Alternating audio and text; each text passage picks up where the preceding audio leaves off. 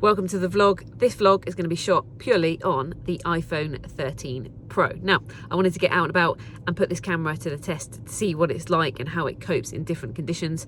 Starting off in some very dingy lighting conditions here in a multi-storey car park. Oh, the glamour. I want to get out. I wanted to use my camera actually to shoot some photos today to get some creative juices flowing. So that's what we're going to do. Hit the town, see what we can get, and I will put this camera to the test in some various different situations, and hopefully it gives you a little bit of insight into what kind of quality you can get out of the camera and whether or not you feel it could be a good setup for you to use on the fly, on the go, when you're not quite set up with a big rig or you want to go a little bit more incognito. So without further ado, let's get into it.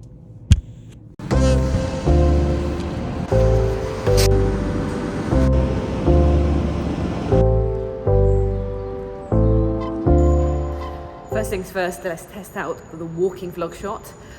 Hunger strikes, and the most important thing for creative inspiration, we should all know, is to get fed, and I'm real craving for some sushi.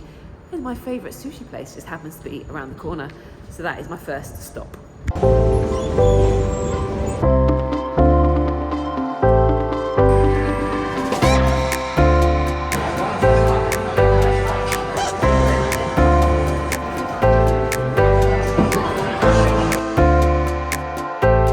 When it comes to settings, and a couple of tips with shooting with the iPhone, I shoot at 4K 60 frames per second because that is the best possible quality you can shoot at, but highly recommend to go for the highest quality you can find on whatever phone you're shooting on.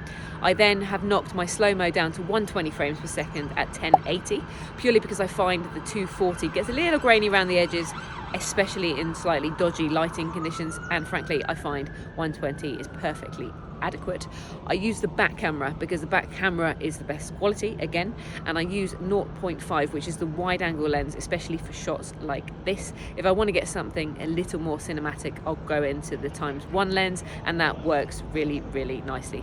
I'll do that both in the 4K normal speed mode and the slow motion modes, and I'll sometimes use a time lapse as well, which I've done in this video. Works really well, and I just use the stocks settings for that.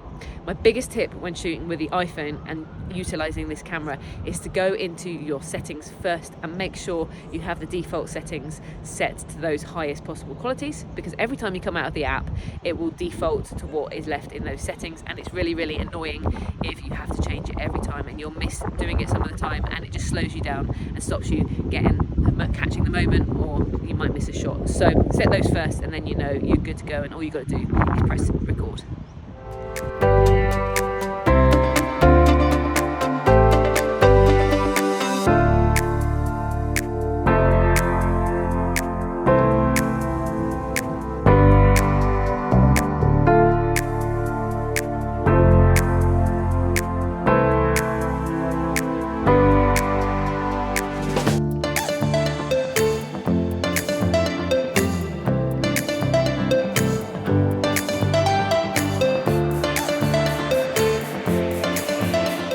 Back home now after an abrupt end to that shooting due to some pretty impressive rainstorms, but all in all, pleased that I managed to get, I think, enough footage to demonstrate the capabilities of this camera. Pretty pleased with how easy and versatile it is to pop a phone out of your pocket and hit record, and off you go. You are less likely to miss a moment. It's really light, compact, easy to hold, and a little less intrusive than walking around with a big camera rig. However, of course, there are some limitations with shooting on a phone like this. I shot on it bare bones, literally just the phone out of my pocket. I had no accessories on it. Of course, you could beef the rig up with some microphones and some ND filters, etc. But really, that's not what I was going for. I've got a camera with all of that on it, and if I'm going to start rigging it up, I might as well use my camera. Really, I just wanted to test it out so that A, I can use it in a pinch, and B, just to see if it would be worthwhile shooting on instead of setting up the big camera. Overall, I think I still prefer the quality of my camera, and I prefer that depth of field that you get on a camera, especially with something like a 2.8 lens. That's something you don't get on the iPhone, and especially when I'm shooting more cinematic stuff, I really miss that. However, you can get the job done. You can also use the cinematic modes and the ProRes modes, which give you that little bit more of a cinematic look. However, on this occasion, I just wanted to use the basic modes, and the ProRes doesn't allow you to shoot in 4K at this time, so I really wanted to go for the best quality possible, but I'm sure that you can push the boundaries a little bit with those modes if you did want to make it a bit more cinematic. The only other downside that I really noticed when shooting with this phone is that you can't see yourself in the screen because I'm using the back cameras for that quality. Once again, you don't get any feedback, so I have no idea what I'm shooting. I know I'm roughly in view because I'm using a wide-angled lens. However, you just can't quite see what you're doing, and again, there have been times when I hit record and it wasn't actually recording. So apart from that, pretty good. Again, just having it on your phone is useful, but it's also your phone. So if you want to use your phone for anything else and you're recording or you get a call through, it might be worthwhile putting your phone on airplane mode when you do shoot with it, just because it's a bit annoying.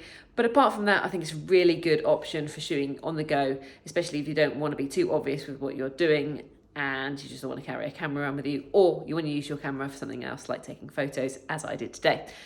I hope you found this useful and it gave a good illustration of what the phone is capable of. It might inspire you to get out and do a little bit of vlogging, give you a bit more confidence to pick up the camera and do it. Drop me a comment below with what you think, and I will look forward to seeing you in the next video.